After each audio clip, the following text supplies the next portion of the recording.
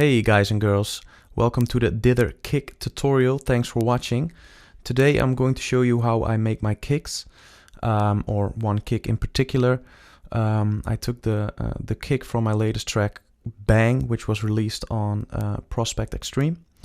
I divided this video into 4 chapters. The first chapter is all about the mid-body part of the kick. The second part is the punch kick. The third part is all about the lows, so the sub layer, and the fourth is the post-editing stage. So this is where all the layers come together, and yeah, I do some more editing. Yeah, hopefully you learned something, and yeah, let's get started. Okay, let's get started on the first layer. The first layer is called the mid-body layer. And the mid-body layer defines the sound of your kick. This is what tells the story of your kick. It's also the layer where all the distortion is happening. The other 2 layers are tools to emphasize important parts of your kick. The punch layer, for instance, emphasizes the start of your kick and yeah, really make sure it punches you in the face. The sub layer makes sure the bears vibrate off the bar and yeah, it makes the people move on the dance floor. I use contact to trigger the different samples. And as you can see, let me just minimize this one. As you can see, the 3 layers correspond to the 3 MIDI tracks I have here in Cubase. For the first layer, I used a 909 kick, and I've made sure their release is pretty short so they won't overlap with the following kicks, so that's pretty important. The first thing I do is I pitch my kick, and pitching it in the right key will make sure the sub-frequencies are best noticeable on big systems and subwoofers. I always pitch my kick in G using the tune knob. I also have a plugin called G-Tune. It's a free plugin, and with this I can see in what pitch the sound is. So when I press play, you can see it's almost in G, not all the way in G, but it's not that important. I mean, it's not like we're writing a classical piece. So well, it originally was in A, so you can see I pitched it to G. Also, I use an analyzer, which is pretty important. This way you can also see what specific frequencies are doing in the spectrum. I use Unspec, Foxenko Unspec, and it's also free, so be sure to download that one. Okay, let's get started. I can close this one as well. You can see my layer over here, mid-body. This is the channel, the mixer channel, and these are the plugins I use.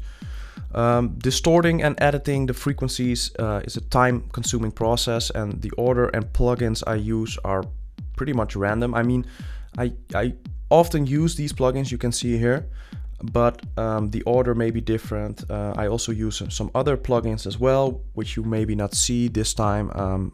Sometimes I use Camel Fat to distort the kick, Devastor. Well, there are a bunch of other plugins I use as well, but for this kick I've only used these. Only, I mean, they're a lot, but I use some others as well sometime. Let me see. I start, well, the thing that is written is I always start with an isotope trash, and this one I will put on the lower slots, so it's on the 7th or 8th slot, and I feed different plugins into the distortion unit from trash. You can see I've used the amp drainer distortion unit, and yeah, let me just show what happens when I turn it on.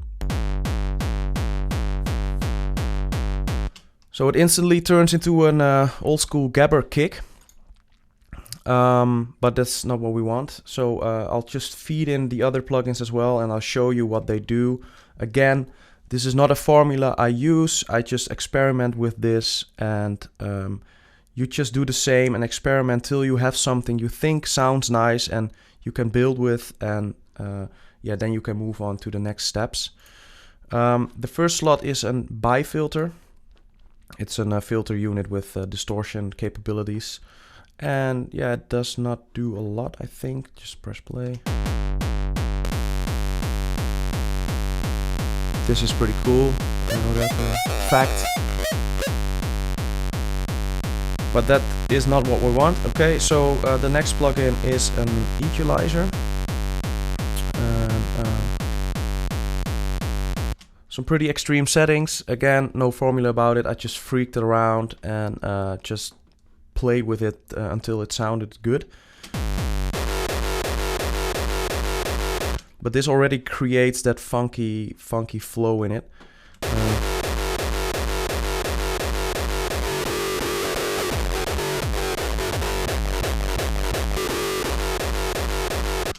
Okay, move on to the next. It's another EQ, and let me be honest, I use a lot of equalizing on every channel. As you can see on the first kick channel, I used 3 equalizers. On the other channels as well, lots of EQ.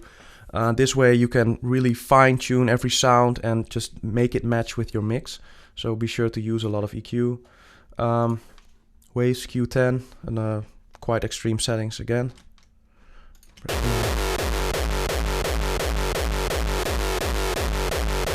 This one makes it a little bit more tighter, a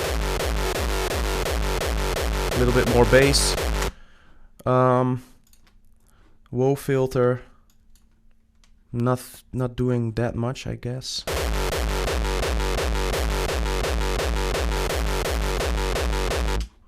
Another EQ, not that extreme settings, but still noticeable, I think.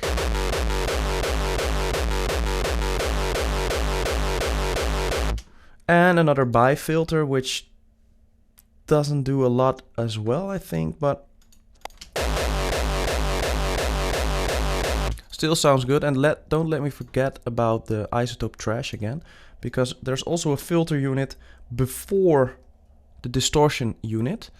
And I did some pretty extreme things here, and I think this one really defines the sound. So let me just press play and just fool around with the filter.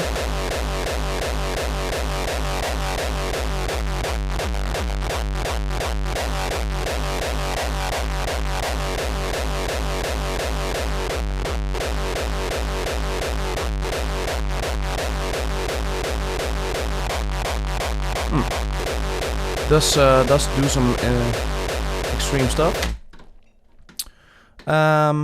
Yeah. At this point, I've basically ran out of options, so yeah, I have 1 slot left, but it's not a lot. But I also decided that I wanted to move on and just add some new layers and yeah, I just see what happens when I add some different layers, and maybe I can change it some more using groups, but I will get to that in the second chapter.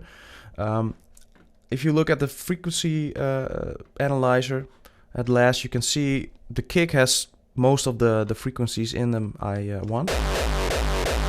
It has the low ends from the G tone, the 50 Hertz, pretty important. Some mid, there is some punch missing, some punch frequencies, but yeah, some highs in there as well. So yeah, this is something I can really work with. So let's move on to the next chapter.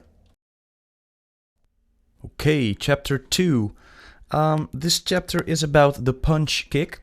And as I said earlier, the punch kick stumps you in the chest. It emphasizes the start point of your kick. I've cheated a little bit on this part because I've used a kick I made earlier. I'll show you what I did. I'll open Contact. And I'll open the punch layer track. In this case, what I said before is I used a kick I've made earlier. It's the kick I did with the Outside Agency on Man-Made Evil. And what I did is just create a really short envelope. If you want to know how I make my punch kicks normally, I just tell me, and maybe I will make another tutorial in the future how I do my punch kicks regularly. But in this case, yeah, we'll just have to work with this, and maybe you can find a sound of your own which sounds a little bit like this. I think it's still helpful. Okay, I'll press play, and just show you. Now you can hear it's a really short ticking sound, almost. And this is the full kick.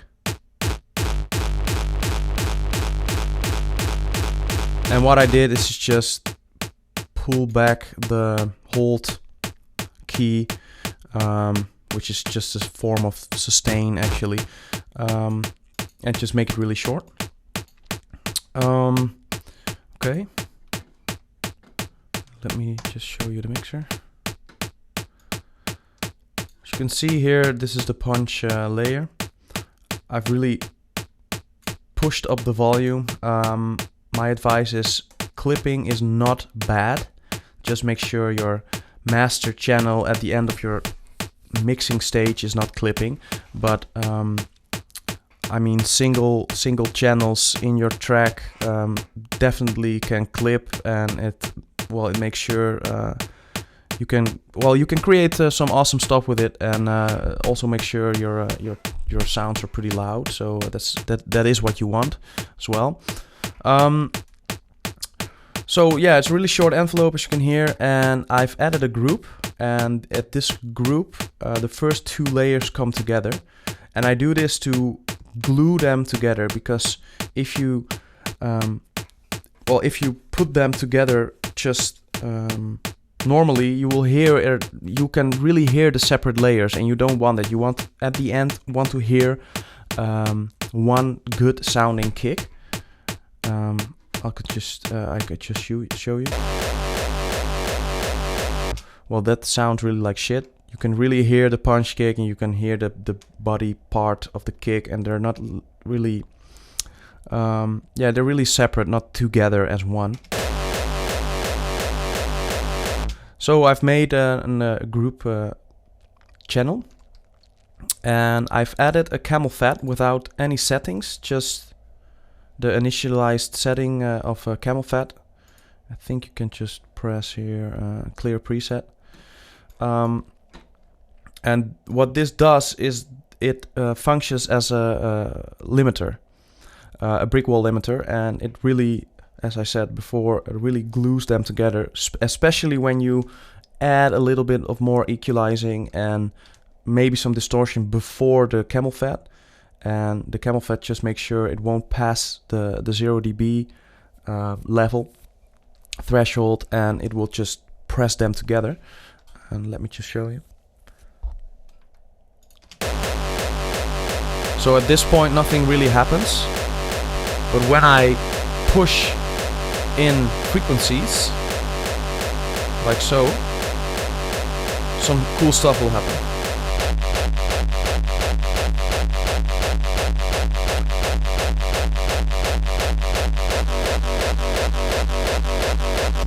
So as you can hear, they're gluing together much more nicely than just the separate channels.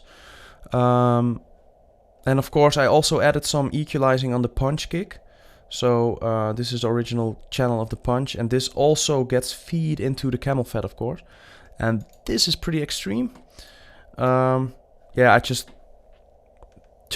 go with the flow. I mean, reset it and just press play and just equalize it until it fits with the rest of the track, with the rest of the kick.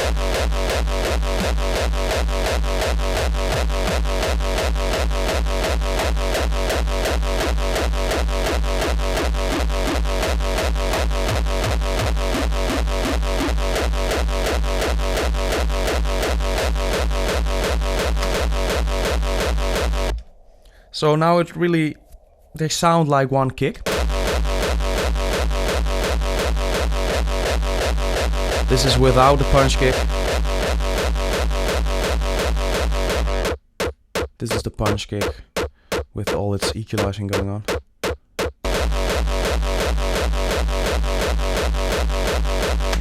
So yeah, that's what I do to my punch kick. Obviously you can add some distortion stuff as well, but this is how I glue them together basically, and just use a camel fat and equalize it some more.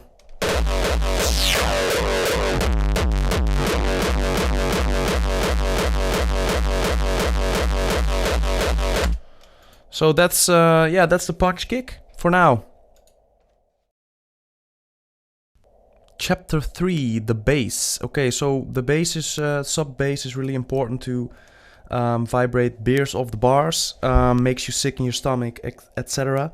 For this layer, I used the existing kick, and what I mean with the existing kick is I just took out the lows from this kick. And why would I use another layer for sub if there's already a lot of sub in there? Because as I can show you, there is a lot of sub going on already. Well, this just gives me more control over the sub frequencies, and I can edit it. I can edit the sub channel separately from the other two channels, so that's why I use another channel. I've put an equalizer on the first group, so this is where the action is going on right now. And this equalizer basically just has a low pass filter. And now you can just only hear the bass, the sub bass. And this is what I want, so I just export it to audio, like so. For all the beginners out there that don't know how to export their music, sub kick zobergdense, and just export it. I'll press cancel now because I've already done that. And yeah, just open up the contact. Let me just close this. I hate using one screen.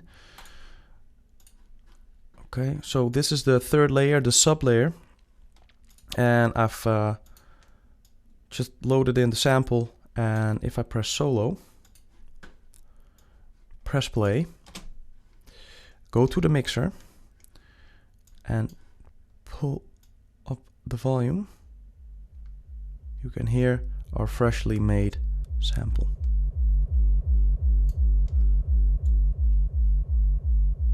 Like so. Yeah, nothing much going on. So this is just the clean sub sample. Okay, so the trick now is to change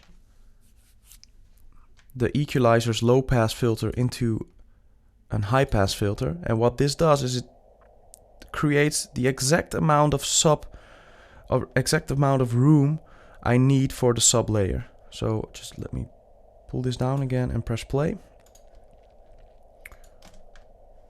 And I'm not hearing anything because it's on solo. So this is the kick now with a high pass filter. And now I just add the sub layer to it.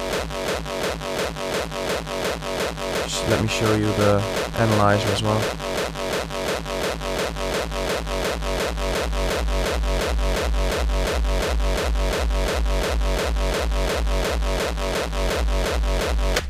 But the same problem is happening with just like the first two layers. They're not really glued together. You can hear them as separate layers, and yeah, I just want to glue them together as I did to the first two layers.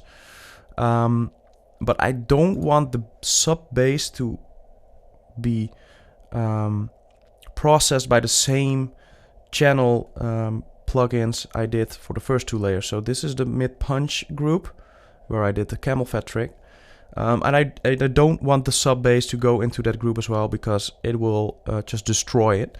So I've made another group channel which is called kick total.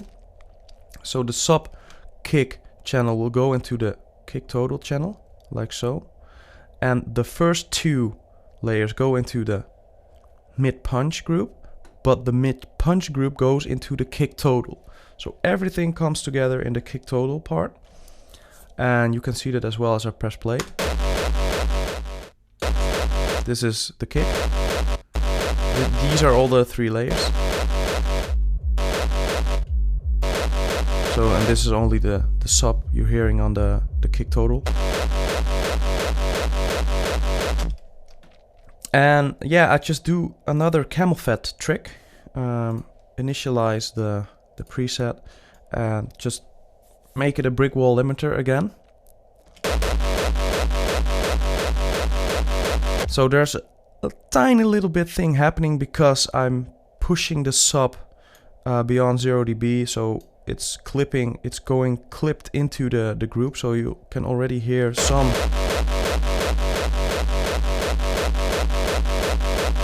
gluing together is already happening. And I've also did some equalizing, and it's not really extreme, but you can definitely hear it. Gives a little bit more punch. I've pulled down some low because it's pretty extreme.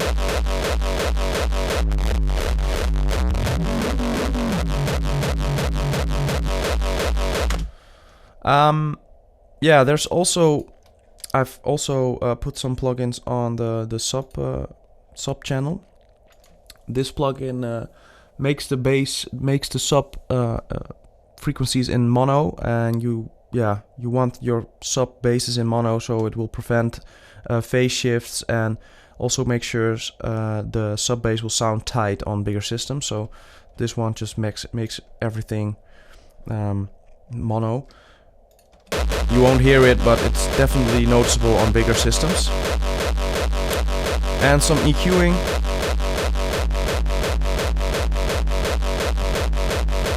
I'm not even sure I do like this one actually. So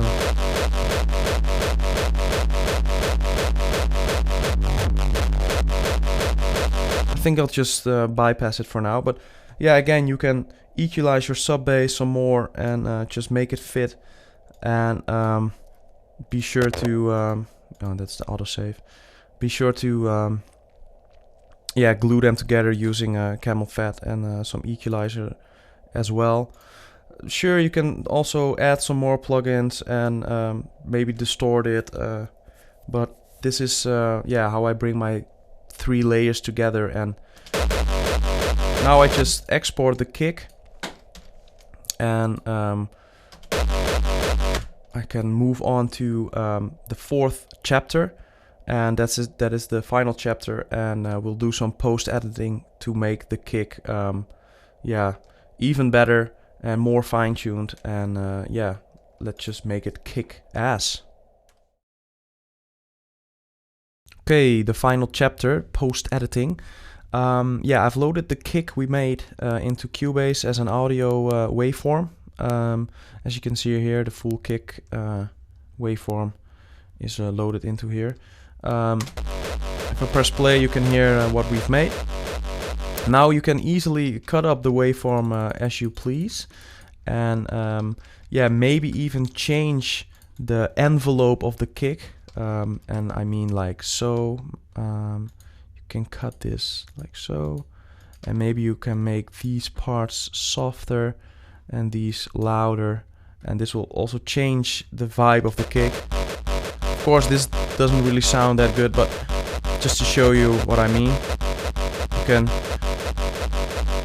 yeah, model the kick's waveform to change its envelope, so it really tells a different story again. Let me just delete everything and just make it normal. You can also cut different parts of the kick and just copy it and make a new layer, as I did here. I just grabbed the punch kick of the kick we've made and just copied it into a new track, like so. And now we have a second layer with the punch kick doubled. And let me show you what that does. So it makes the punch kick even more louder, but as I said in the beginning of the tutorials, doesn't really sound glued together, so I've made another group track, and on this group track there's another camel fat, and nothing really happens when I press play, but when I push both channels beyond its 0 dB limits, again something will happen with the camel fat. You can hear it squashes them really together, in opposite of this. So now your kick has more punch, and yeah, it's really a great tool to emphasize the important parts of your kick. You can also add another layer, a different layer. Let me just mute this one. I've got this other kick I did a couple of weeks ago, and it has a really nice like punchy is, I don't know, just so this is a really distorted 909. Sounds pretty cool, and you could just add it to the other kick layer, like so. Mute. Let's mute this one. So this won't sound good, but maybe I can just use the punch kick of it, like so. So it gives a different punch kick to the other kick. Also, I'm sending it to the kick group channel, so now I can just try to mangle them together. Again, pushing them to limits into the camel fat makes it work, makes the camel fat work and glue them together, like so. I can even add some new isotope trash and just destroy the kick again, and maybe get something totally different from it.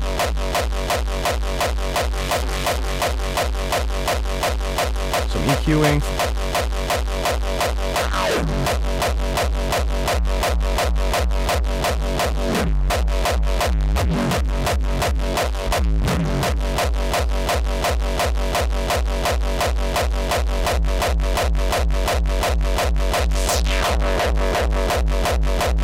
So yeah, this way I've just created another kick out of the first kick and some kicks I've made earlier, and yeah, the key point here is just to push boundaries and squash them together using camel fat or some other limiter, and maybe just layer different punch kicks on top of them until it sounds good. You can even add the first punch kick again, so maybe it even sounds more tight.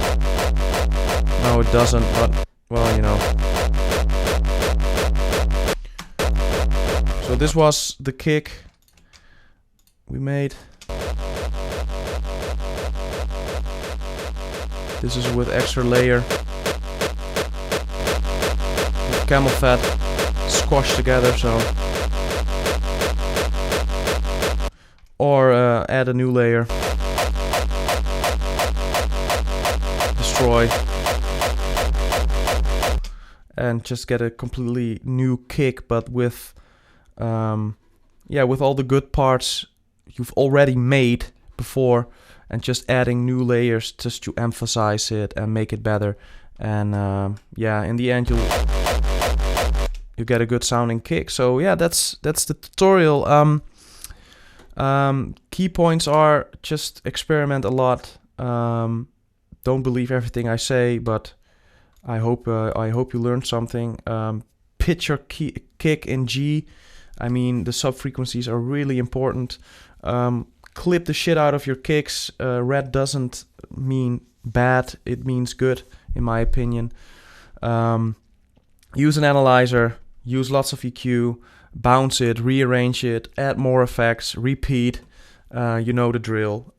If you have any questions, just let me know. Be sure to check out DJ Promo's tutorials, and I think even Ignian System is coming too with a kick tutorial. So keep your eyes on that, and thanks for watching. Bye bye.